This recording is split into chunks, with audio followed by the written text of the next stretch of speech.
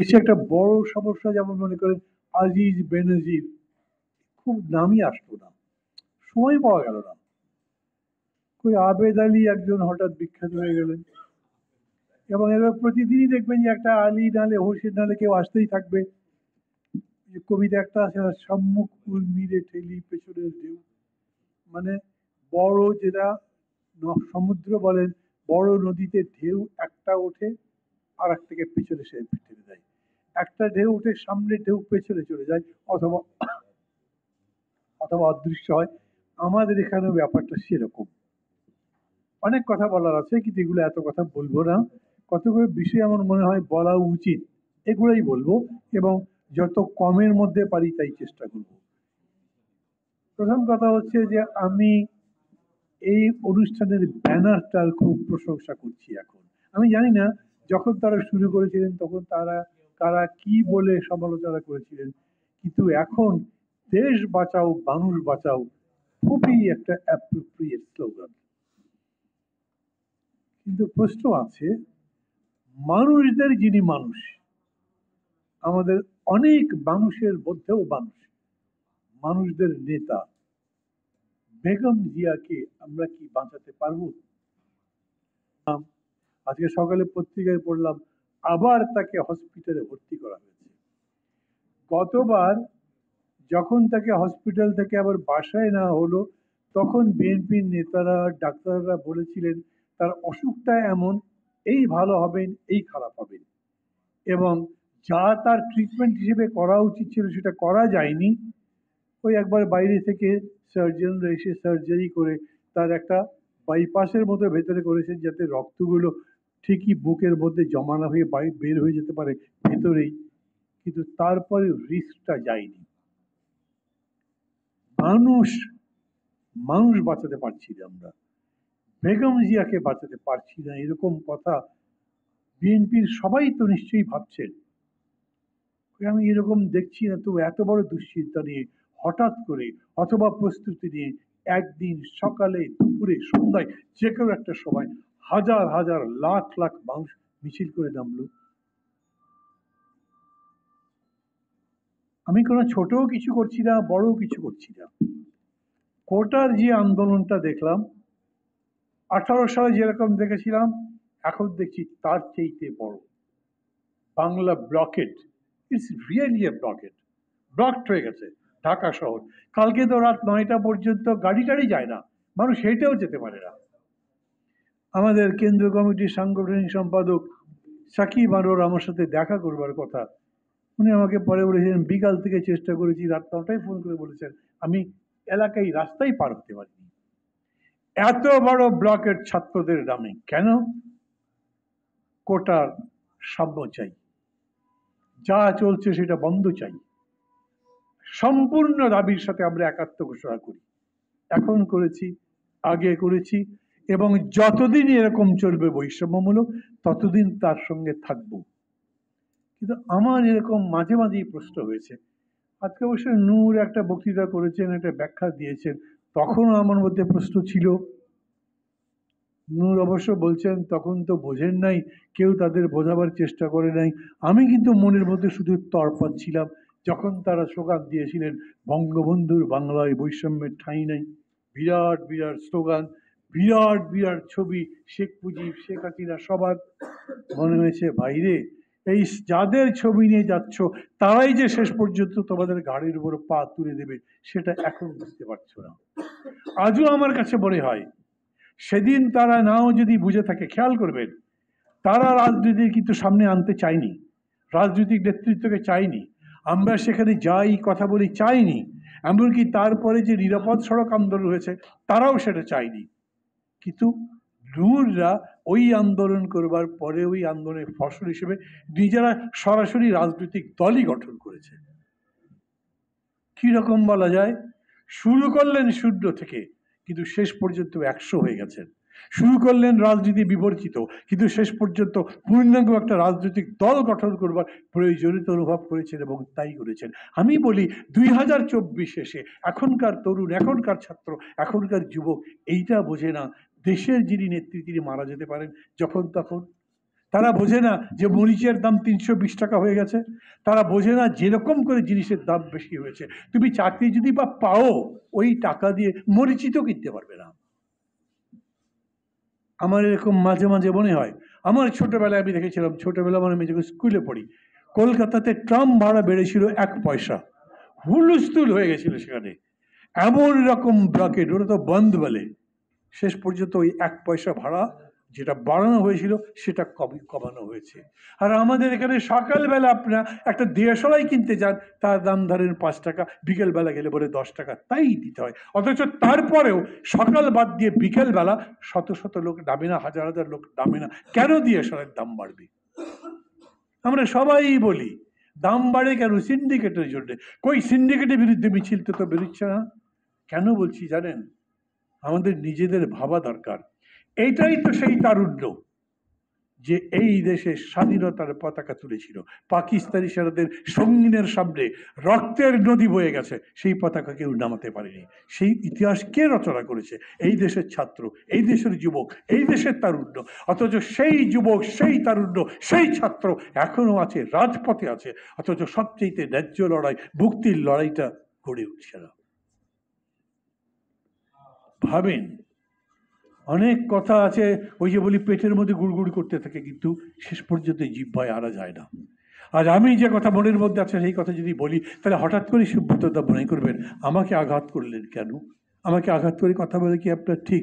আমি যদি আর একটা কথা বলি, তখন রিপনের মনে হতে পারে আপনি এমন কথা বলেছেন যাতে আমার সংগঠনের সমস্যা হতে পারে। অথচ আমাদের নিজেদের মধ্যেই এখনো বুকের অর্গল খুলে দিয়ে একজন আরেকজনের ভিতর তাকিয়ে দেখতে পারছি না, ও একদম অকপটে বলতে পারছি না, দেখুন আমার মনে হয় আপনার এই ভুলের কারণে এই কাজটা হয়নি।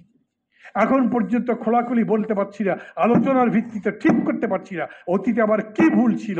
লক্ষ লক্ষ লোক নেমেছে এইখানে। এখানে যারা আছেন আমার মনে হয় না কারো তখন সেই বয়স হয়েছে যারা 69 দেখেছেন, 70 দেখেছেন। আমি বলি আমি দেখিনি কোন অর্থে, আমি ঢাকা ছিলাম না, চট্টগ্রাম ছিলাম, কিন্তু আমি ছাত্রলীগ করতাম। যেই সংগঠন এই আন্দোলনগুলোতে নেতৃত্ব দিয়েছিল, আমি সেই সংগঠন করেছি, ছাত্রলীগ করেছি, পরবর্তীকালে আমি একসময় আওয়ামী লীগও করেছি। আমি জানি 69 যে মহান গণঅভ্যুত্থান আমরা বলি, সেই গণঅভ্যুত্থানে 20 জানুয়ারি আসাদ যখন মারা গেছেন, তখনও হাজার হাজার লোক নামেনি। 24 তারিখে যেটাকে আমরা গণঅভ্যুত্থান দিবস বলছি, সেই একটা দিন সয়লা হয়ে গেছে ঢাকায়। আর এখন আমি দেখি আপনি যদি ডিভিশন হয়ে একটা বিভাগের সম্মেলন ডাকেন, তখন মানুষ পায়ে হেঁটে যায়, নদীতে নৌকা থাকে না, ফেরি থাকে না, মানুষ সাঁতরে সাঁতরে পার হয় প্রচণ্ড ঠান্ডার মধ্যে, উন্মুক্ত আকাশের নিচে, মাঠের উপরে লেপ কাঁথা কিচ্ছু নাই, তার মধ্যে শুয়ে থাকে। 2 দিন পরে যদি মাঠের মধ্যে না ঢুকতে পারে, এই কারণে ওইখানেই অবস্থান গ্রহণ করে যাতে সভা ঠিক মতো শোনা যায়। সাংবাদিককে জিজ্ঞেস করেছি, আমি পড়ে দেখেছি, আপনারাও পড়েছেন, বলেছে একদিন আগেই কেন এই ঠান্ডার মধ্যে আছেন? বলেছে কিছু একটা তো হবে, এই জন্য আসছি, আমরা তাদের কাছে অপেক্ষা করছি কি কথা হয় শোনার জন্য। প্রতিটা বিভাগীয় সম্মেলন আমি প্রায়ই বলি এক একটা গণ অভ্যুত্থানের মতো। আর তারপরে সেই মানুষগুলো যখন লক্ষ লক্ষ এখানে এসে জড়ো হলো, সেই মানুষগুলো কিন্তু বড় সফল অভ্যুত্থানের জন্ম দিতে পারলো না। কেন? ওই মানুষের দোষ? কেন আমার দোষ? কেন পারলাম না? কেন পরিবেশের দোষ? অথচ আমি আজও বলি, আমি মনে করি কেউ আমার সঙ্গে কথার ক্ষেত্রে এতটুকু দ্বিরুক্তি করবেন না যে সমস্ত মানুষ বাংলাদেশে এই রাস্তায় বেরিয়ে সামনে যাকে পান জিজ্ঞেস করে দেখেন, গভর্নমেন্টের পক্ষে, সরকারের পক্ষে, সরকারের প্রধানমন্ত্রীর পক্ষে কেউ কোনো কথা বলে কিনা? 100 জনের মধ্যে 95 জন মানুষ বলবে এই সরকারকে এক মুহূর্ত দেখতে চাই না। অথচ এই সরকারটাই দাপিয়ে বেড়াচ্ছে 15 বছর ধরে। আমরা তাকিয়ে থেকে দেখছি, বুকের ভেতর পুড়ে যাচ্ছে, কিন্তু তারপরে দাঁড়িয়ে বলতে পারছি না এখন পর্যন্ত, হয় তুই নইলে আমি, হয় তুই থাকবি না হলে আমি থাকবো। সেই রকম করে দাঁড়াতে পারিনি, অতএব পরিবর্তন হচ্ছে না। আজকে সময়টা সেটার। এই যে কোটার আন্দোলন দেখে এত রকম কথাবার্তা হচ্ছে না, কেউ একটু বলবার চেষ্টা করলেন যে এই কোটার আন্দোলন আমাদেরকে অন্যান্য ইস্যুগুলো ভুলিয়ে দিচ্ছে না তো? আমি বলি আমাদের স্মৃতি এত যদি অপভ্রংশ হয়ে যায়, এত যদি নষ্ট হয়ে যায়, তাহলে তার জন্য তো আপনি ওদের দোষ দিতে পারবেন না। আপনার স্মৃতিকে আরো শানিত করবার চেষ্টা করেন। এমন নয় গতকালকে যে ঘটনা হয়েছে 2 দিন পর তা ভুলেই যেতে হবে। আমরা যদি মুক্তিযুদ্ধের কথা এতদিন পর্যন্ত জীবিত রাখতে পারি, আমরা যদি বিশ্বযুদ্ধের কথা বলে রাখতে পারি, তাহলে আমরা আমাদের সুখ দুঃখের কথা, 20 বছর 25 বছর আগের দুঃখ কষ্টের কথা মনে রাখতে পারবো না কেন? এটা তো হতে পারে না। আমাদের মনের মধ্যে আছে, হয়তো মনের মধ্যে আরো একটি কিছু আছে যা এই স্মৃতিকে দাবিয়ে রাখে, সেটাকে উস্কে দিতে পারে না, সামনে নিতে পারে না, সেই জন্যই সামনে যেতে পারছি না।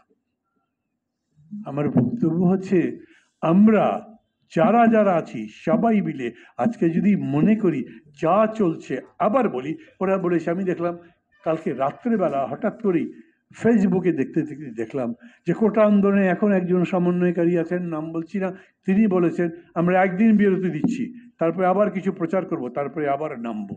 আর ওইদিকে সরকার পক্ষ বলেছেন আমরা তো নিজেরা কিছু করিনি, আদালত করেছে, অতএব আদালতের কাজ আদালত সমাধান করবে, সুপ্রিম কোর্টের কাছে অ্যাপিল করবে সরকার। মানে কি দাঁড়াচ্ছে? গভর্নমেন্ট তো কোটা বাতিল করে দিয়েছিলই, আদালত সেটা আবার ফিরে আনবার চেষ্টা করেছে, আবার বড় আদালত সেটা যদি বাতিল করে দেয়, আন্দোলন সেখানেই শেষ। কি হবে বলেন তো?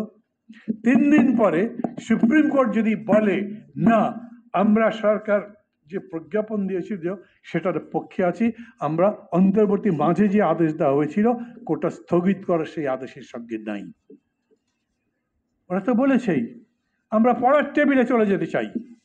তোমরা এই কোটার যে বাতিল করবার যে আদেশ দেওয়া হয়েছে, মাফ করবেন, কোটা আবার পুনর্বহাল করবার জন্য কোর্ট যে আদেশ দিয়েছে সেইটা প্রত্যাহার করা হলেই আমরা আবার টেবিলে চলে যেতে চাই, লেখাপড়া করব। ওদেরকে ডাকতে পারবেন, বেগম জিয়ার জান বাঁচাতে হবে, চলো রাস্তায়। বলতে পারবেন এত জিনিসপত্রের দাম বেড়েছে, তোমার পিতার জীবন নাশ হওয়ার অবস্থা, তোমার পরিবার কষ্টে থাকছে, চলো আমাদেরকে রাস্তায় যেতে হবে। বলতে পারবেন আমার স্বাধীনতা সার্বভৌমত্ব নিয়ে আজ প্রশ্ন দেখা দিয়েছে, চলো আমাদেরকে তার বিরুদ্ধে প্রতিরোধ গড়ে তুলতে হবে। তারা ফিরে আসবে? আর যদি এই আন্দোলনে আবার ফিরে না আসে, তার 7 দিন 10 দিনের মধ্যে নতুন করে অত বড় আর একটা আন্দোলন বানাতে পারবেন? এই আন্দোলন চলতে চলতে, তাই তো আমার ভাববার কথা ছিল, এই আন্দোলন ওরা থাক বা না থাক, এই আন্দোলনের যে প্রতিক্রিয়া, যে প্রভাব সমাজের মধ্যে রেখে দেবে, সেই প্রভাবটা ধরেই আমরা যেন সামনে যেতে পারি। বলে না, hits the iron when it is red. এখন আন্দোলন সেই সময় যখন উত্তাপ আছে, সেই উত্তাপ নিয়ে আপনি পরবর্তী পর্যায়ে যাবেন। তো একটা সিঁড়ি থেকে পরবর্তী সিঁড়িতে উঠবার জন্য ধাপ সামনে যাতে যেতে পারে তার ব্যবস্থা করবেন। তো তা যদি করতে না পারি, তাহলে আমাদের দেশে আমরা যতই বক্তৃতা করি, যেগুলি করতে থাকি, এগুলো করে কিছু হবে না। আমি আবারও বলি, আমার কাছে মনে হয়েছে যতগুলো বিভাগের সম্মেলন হয়েছে প্রত্যেকটা এক একটা অভ্যুত্থানের মতো। কারণ যত বড় সমাবেশ হয়েছে বিভাগে এক একটা, এমনকি ময়মনসিংহে যেটা এখনো ভালো করে বিভাগ হয়নি, সেই রকম বড় সমাবেশ মিছিল এমনকি 69-এর গণ অভ্যুত্থানে হয়নি। বোধহয় আমি জানি না সুব্রত দা তখন ঢাকা ছিলেন কিনা, তার চাইতে সমস্ত এই বড় বড় সমাবেশগুলো ঢাকায় নিয়ে এসেছিলেন, তারপরে কিছু করতে পারলাম না। এখন ভাবতে হবে না আবার আন্দোলন যখন করবেন আর একটা 28শে অক্টোবর ফিরবে না? আবারও যখন সমাবেশ করবেন তখন সরকার এই রকম নির্দয়ভাবে ষড়যন্ত্র করে নিজেরা পুলিশ হত্যা করে আবার আপনাদের কাঁধে চাপিয়ে দিয়ে আন্দোলন ধ্বংস করবার চেষ্টা করবে না? কি করবেন তখন? সময় এখনই। রুখে দাঁড়াতে, ওদেরকে পরাজিত করতে, ঘুরে দাঁড়াতে সময় এখনই। কিন্তু সেটা আবেগের ভিত্তিতে বলছি না। আমার বক্তৃতার মধ্যে যদি মনে করেন খুব আবেগ দিয়ে আমি বক্তৃতা করছি, না, এটা অনেক দিন ভাবতে ভাবতে, প্রতিনিয়তই ভাবি। রাজনীতি তো আমাদের কাজ, সেই রাজনীতির কথা ভাবতে ভাবতে যেটা বোধে আসে, যেটা বিবেচনায় আসে, যেটা মনে হয় এটাই করা ঠিক ছিল, সেই কথাগুলোই আপনাদের কাছে বলছি। এটা আবেগের ফসল নয়। আমাকে আবার দাঁড়াতে হবে এর সামনে, আবার দাঁড়াতে হবে। 28শে অক্টোবর হোক, যে কোনো সময় হোক, যেরকম করে দাঁড়িয়েছিলাম সেই রকম করে দাঁড়াতে হবে। কমরেড সাইফুল হক বললেন এই বছরের মধ্যেই সিদ্ধান্ত নিয়ে যাতে সরকারকে বিদায় করতে পারি। যদি তা হয় তাহলে সবাই মিলে কথা বলেন। সুব্রতকে দেখতে পারেন না? ঠিক আছে, উনি ওনার জায়গায় থাকুক। মাহমুদুর রহমান মান্নাকে দেখতে পারেন না? মাহমুদুর রহমান মান্না তার জায়গায় থাকুক। কিন্তু একই দিন একই রকম কর্মসূচি একই লক্ষ্যে করতে পারি না? আমরা যুগপৎ শুরু করেছিলাম। আমি বলি সর্বব্যাপক যুগপৎ, করতে হবে এখন, না যদি হয় তাইলে খেয়াল করবেন এই জিনিস এত বড় একটা গণজাগরণ ছাত্র জাগরণের পরে আবার যদি চুপসে যায়, মিয়ে যায়, ডুবে যায়, আবার যদি মনে করে কোনো রকম কৌশল করে তাদেরকে ঘরে পড়ার টেবিলে বিশ্ববিদ্যালয়ে পাঠিয়ে দেওয়ার একটা সিদ্ধান্ত নিতে পারবে, তাহলে বহুদিনের জন্য আপনাকে হয়তো আবার ভাবতে হবে, যদি এর মধ্যেই পেছনের ঢেউ সামনের ঢেউকে ছাড়িয়ে নিজে জায়গা করে নিতে না পারে। কথা লম্বা করবো না, কারণ হচ্ছে সাবজেক্টের ভিত্তিতে যদি কথা বলতে পারেন তাহলে এক কথাই বলবো, বাংলাদেশের স্বাধীনতা সার্বভৌমত্বের যে কথাবার্তাগুলো আমরা বলছি সে কথা ঠিক, কিন্তু বলেন ভারতের কি দোষ? ভারত তো চায় যে পারলে বাংলাদেশের এদিক ওদিক যত দিক দিয়ে পারে তারা যোগাযোগ করবে, এই পার থেকে ওই পারে যাবে, সেভেন সিস্টারের সাথে কানেকশন করবে। আপনি দিচ্ছেন কেন? এই দেওয়ার মধ্যে দিয়ে কোনো ঝুঁকি তৈরি করছেন সেটা ভাবছেন না, এই দেওয়ার মধ্যে দিয়ে আপনি কি অর্জন করছেন সেটা আপনি ভাববেন না। বহুবার বহু জায়গাতে আমরা বক্তৃতা করেছি, চীন এবং ইন্ডিয়ার যে দ্বৈরথ, ওই অরুণাচল নিয়ে যে লড়াই, দোকলামের মধ্যে যে লড়াই, সেই লড়াই বাংলাদেশের মাটির মধ্যে আনা যাবে না। এর চাইতে বড় নিজের সত্য বাংলাদেশের সার্বভৌমত্বের জন্য কি হতে পারে? কতবার বললেন আপনারা ট্রানজিট দেওয়ার পরে বাংলাদেশের অর্থনীতি কত ভালো রকম হয়ে যাবে, আমরা একটা সিঙ্গাপুর বানিয়ে ফেলতে পারবো, আমরা কমপক্ষে হংকং ব্যাংকক তো হতে পারবো, কিছুই হতে পারলেন না। কারণ আপনারা নিজেরাই বলেন ওদের কাছে ট্রানজিটের সঠিক মাসুল চাইতে আমাদের লজ্জা করে।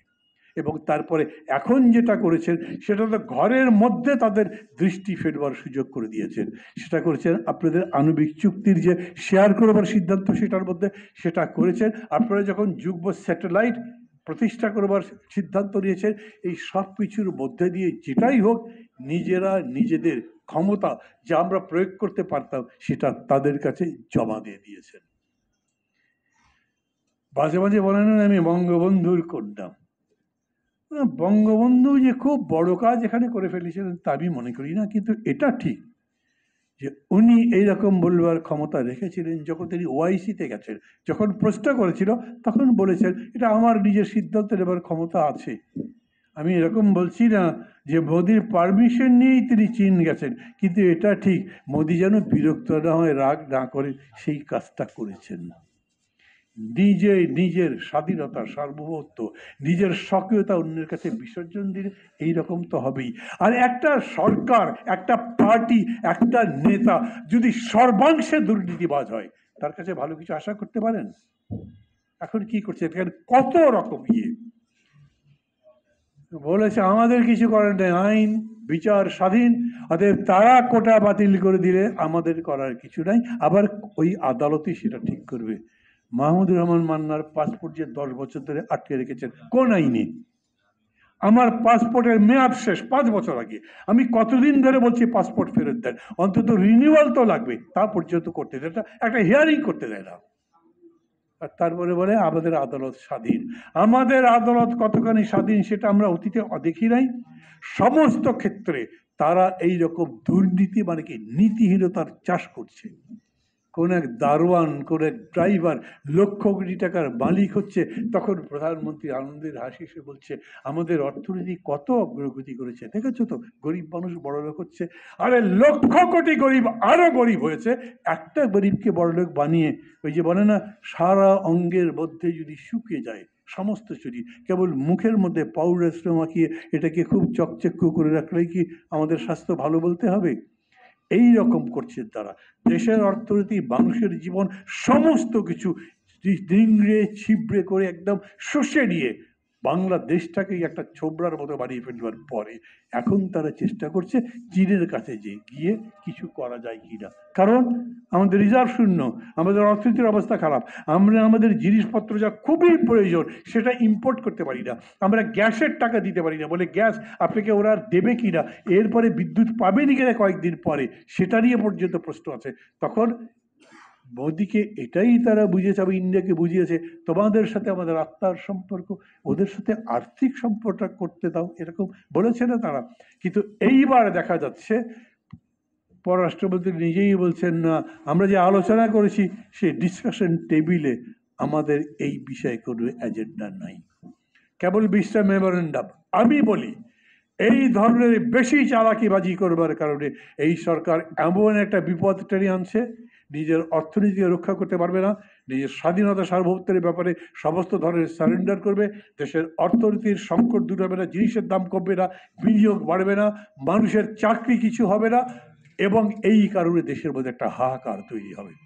খেয়াল করবেন, আমি সবার জন্য বলছি, দুর্ভিক্ষ মানে বিপ্লব নয়, দুর্ভিক্ষ হলেই বিপ্লব হয় না, দুর্ভিক্ষের লক্ষণ দেখা দিলেই সেখানে একটা বিশাল গণ আন্দোলন হয় না। যদি রাজনৈতিক দল না থাকে যারা এইগুলো বুঝে জনগণকে আগে থেকে সজাগ করে পথে না নিতে পারে, তাইলে আপনি পারবেন না। ওরা সজাগ, ওরা আগেই বলছে। আমরা আগে যখন বলেছিলাম দেশটা শ্রীলঙ্কার দিকে চলে যাচ্ছে, তখন কত রকম গালাগালি করেছে আমাদের কাছে, আমাদের বিরুদ্ধে। আর এখন খোদ সরকারি দলের সাধারণ সম্পাদক, বিশাল নেতা, তিনি বলছেন অনেকেই ষড়যন্ত্র করে আমাদেরকে শ্রীলঙ্কা অর্থনীতির দিকে নিয়ে যেতে চায়। তারপরে তারা বুঝছে তারা সেই পরিস্থিতির দিকে যাচ্ছে। আমাদের প্রধানমন্ত্রী পর্যন্ত বলছেন ষড়যন্ত্র চলছে। এটাই সত্যি ভয়াবহ। ওই দানবের মতো একটা বিরাট মুখ নিয়ে অর্থনীতির সংকট আমাদেরকে গ্রাস করতে আসছে। সামগ্রিক এই সংকটের মুখে একসাথে দাঁড়াতে হবে, যেরকম করেই হোক। আমি আবার বলি, সুব্রত দাকে পছন্দ হয় না, ভাই আপনি আপনার জায়গায় থাকেন, আমি আমার জায়গায় থাকি, কিন্তু আমরা আমার মতোই বলবো। আর যদি আমি সুব্রত দার হাত ধরে একসাথে দাঁড়াতে পারি সে তো ভালো, না যদি পারেন জোরাজুরি করছি না, কিন্তু এইটা আমি দেখছি সবাই মিলে করতে চাই। আমি এই জন্য ছোট বলেন বড় বলেন, বিশেষ করে বড় দলগুলোর প্রতি বেশি আহ্বান জানাচ্ছি, এখনই উদ্যোগ নিন। যারা মনে করছেন যে দল গুছিয়ে তারপরে আন্দোলন করবো, তারা ভুল করেন। আন্দোলনের মধ্যে দিয়েই দল গোছানো হয়। দল দুর্বল অবস্থাতে হয় আপনারা নিজেদের কথা মনে করেন। 90 নির্বাচনের সময় আমি তো দেখেছি বিএনপির জাতীয় কমিটি, খেয়াল করেছে, অন্তত 50% ডিস্ট্রিক্ট কমিটি ছিল না, কিন্তু নির্বাচনে জিতেছিলেন, কারণ আন্দোলনের ফসল এসেছিল। আমাদেরকে এই সবগুলো বিষয় বিবেচনা করে আগামী দিনে যেতে হবে। দুঃখিত, কম কথা বলতে চাই না, কথা অনেক বলে ফেললাম। ভালো থাকবেন, খোদা হাফেজ।